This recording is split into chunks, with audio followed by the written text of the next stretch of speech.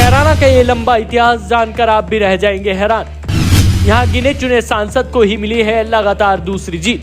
जी हाँ, यमुना के किनारे बसे शामली और सहारनपुर जिले में पड़ने वाली कैराना लोकसभा सीट इस बार भी दिलचस्प चुनावी जंग देखने को मिलेगी। इस लोकसभा क्षेत्र में बीते एक दशक से हिंदुओं के पलायन का मुद्दा सियासी पहचान बना चुका है। भारतीय जनता पार्टी के सीनियर नेता हुकुम सिंह ने इस मुद्दे को उठाकर वर्ष 2014 के चुनाव में इस सीट से जीत हासिल की थी, लेकिन उनकी बेटी मृगांका सिंह उसे संजोकर नहीं रख सकी। ऐसे में पार्टी को वर्ष 2019 के चुनाव में प्रदीप चौधरी को चुनाव मैदान में उतारना पड़ा, तो पीएम मोदी के नाम पर प्रदीप चौधरी को क्षेत्र के लोगों ने चुनाव जिता दिया। अब फिर पार्टी ने प्रदीप चौधरी को चुनाव मैदान में उतारा है।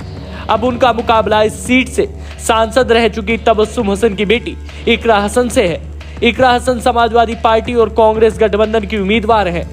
बहुजन समाज पार्टी ने अभी तक इस सीट से अपने उम्मीदवार को चुनाव में नहीं उतारा है। आपको बता दें, कैराना के लोगों को किसी एक सियासतदान के साथ लगातार सुर मिलाने की आदत नहीं है। इस कारण इस सीट से गिने चुने लोगों को ही लगातार दूसरी जीत मिली है। कैराना के लोगों को राजनीति में नया चेहरा भाता है और यही वजह है कि सपा ने इकरा हसन को चुनाव मैदान में उतारा है।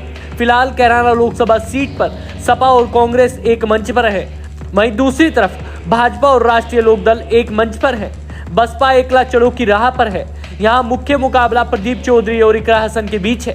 इस सीट पर सपा की उम्मीदवार पीडीए, दलित और अल्पसंख्यक फॉर्मूले पर टिकी है, जबकि भाजपा राम मंदिर के राममय माहौल में मंडल और कमंडल दोनों को साधने में जुटी है। भाजपा नेताओं का कहना है कि सामाजिक समीकरणों के साथ गैर मुस्लिम वोटों के ध्रुवीकरण से उसकी जीत की राह बनेगी, जबकि इकरा हसन को लंदन से पढ़ाई पूरी करने के बाद राजनीति में उतरी है।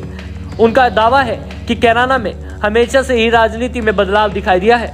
यहाँ की जनता ने कैराना के पहले चुनाव में स्थापित दलों के बजाय एक निर्दलीय प्रत्याशी को चुनाव में जिताया था। इस बार भी यह इतिहास दोहराया जाएगा और उनकी जीत होगी।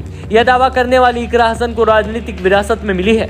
उनके दादा अख्तर हसन वर्ष 1984 में कैराना लोकसभा सीट से कांग्रेस के टिकट पर चुनाव लड़े थे। उनके पिता लोकसभा, राज्यसभा, विधानसभा और विधान परिषद यानी चारों सदनों के सदस्य रह चुके हैं। इसके लिए उनका नाम गिनीज वर्ल्ड रिकॉर्ड में भी दर्ज किया गया था। अब देखना यह होगा कि बीती लोकसभा चुनाव जीतने वाले प्रदीप चौधरी और भाजपा इस बार इकरा की चुनौती से कैसे निपटेंगे। आपको क्या लगता है, क्या प्रदीप चौधरी दूसरी बार जीत पाते हैं या फिर उनको हार का सामना करना पड़ेगा? अपनी राय जरूर दें। साथ ही हमारे चैनल को अभी सब्सक्राइब करना ना भूलिएगा।